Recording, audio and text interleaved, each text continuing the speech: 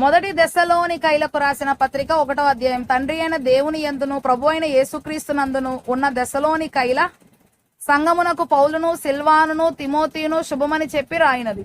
కృపయు సమాధానమును మీకు కలుగునుగాక. విశ్వాసముతో కూడిన మీ పనిని, ప్రేమతో కూడిన మీ ప్రయాసమును, మన ప్రభు అయిన యేసుక్రీస్తునందల నిరీక్షణతో కూడిన మీ ఓర్పును మేము మన తండ్రి అయిన దేవుని ఎదుట మానక జ్ఞాపకము చేసుకొనుచు మా ప్రార్థనల యందు మీ విషయమై విజ్ఞాపనము చేయొచ్చు. మీ అందరి నిమిత్తము ఎల్లప్పుడూ దేవునికి కృతజ్ఞతాస్తుతులు చెల్లించుచున్నాము.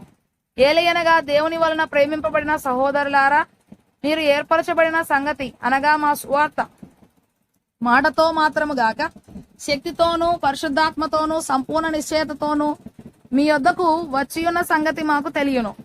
మీ నిమిత్తము మేము మీ ఎడల ఎట్టివారమై ఉంటిమో మీరెరుగుదురు.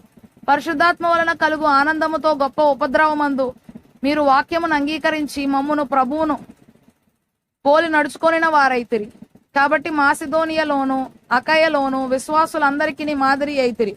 ఎందుకనగా మీ యొద్ద నుండి ప్రభు వాక్యము మాసిదోనియలోను అకయలోను మ్రోగెను.